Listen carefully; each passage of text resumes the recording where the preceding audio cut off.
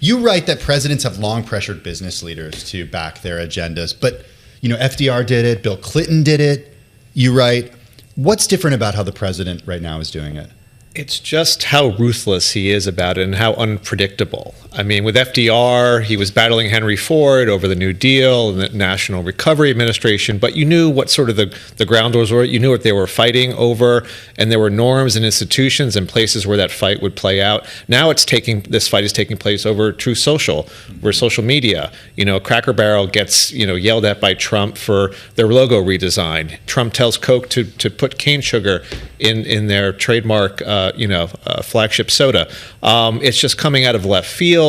You've got also, you mentioned the oil companies, you mentioned Wall Street. Defense contractors were just told by Trump, no more stock buybacks, get more productive, cap your executive pay at $5 million. You know what the defense contractor CEOs make? I looked it up. There were some nice double-digit millions. Double-digit, well over $20 million for all of them. So it's just, that's what's different about it today. It's just the volatility and the unpredictability. You can cap my pay at $5 million. Me too. I will say that right now. I'll join you there. Deal. Hey, having said that, it's one of the things we ask a lot, Matt, is why aren't we seeing more pushback from the corporate community? We kind of know it because you don't want to be on the White House's radar, right? Because you don't want to have the president putting something out on social media about you. Having said that, Jay Powell, not the business community, does a video, pushes back. We saw other business leaders, Jamie Dimon, it seems like pushing back when it comes to credit card caps, others in the big bank sector, Darren Woods of Exxon, when it comes to rebuilding the energy infrastructure in Venezuela.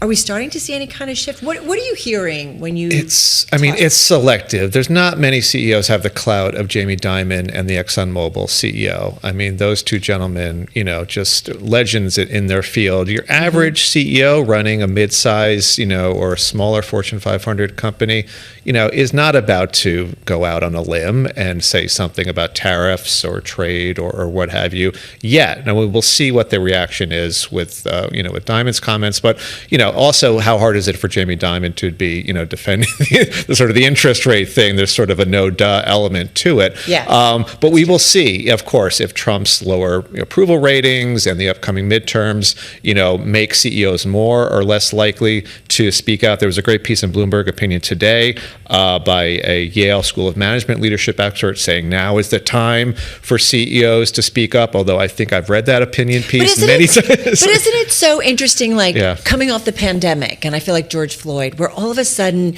I think, as CEOs navigated all of that, all of a sudden they were talking, and a lot of them were accessible because they were home just like the rest of us.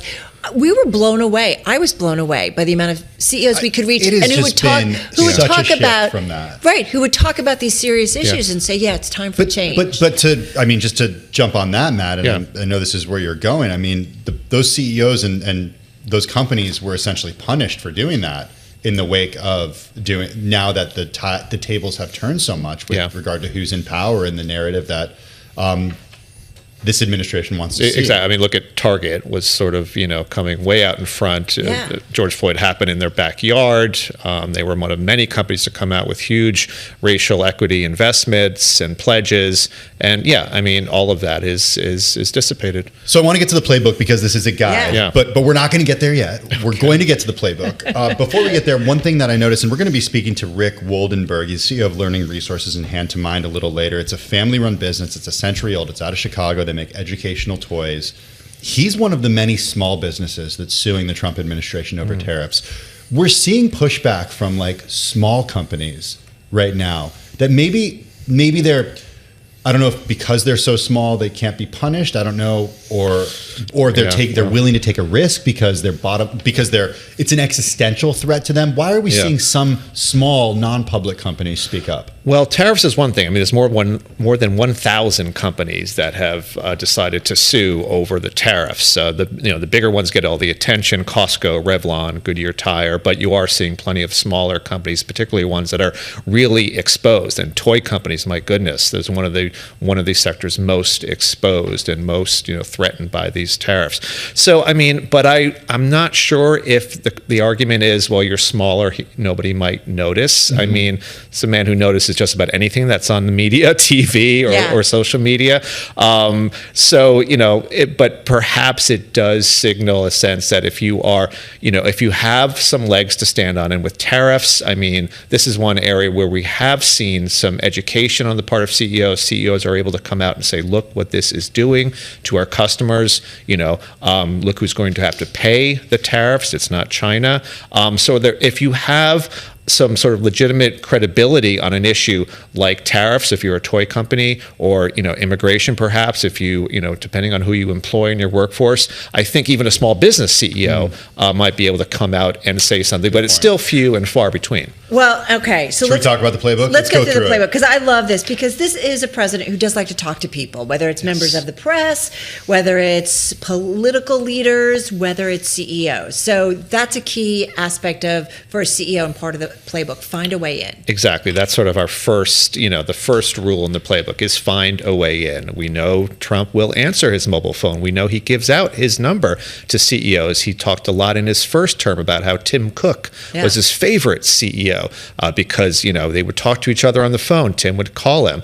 I think maybe his favorite CEO is now Jensen Huang of NVIDIA. We're not really sure where it's falling out, but given what he's been saying lately. So yeah, he is accessible. The United Airlines CEO, Scott Kirby, one of the few CEOs who talked to us on the record about his relationship with Trump, did say, love him or hate him, he's accessible. And with the obvious implication that the previous person in the White House, Joe Biden, was not as accessible to CEOs like him.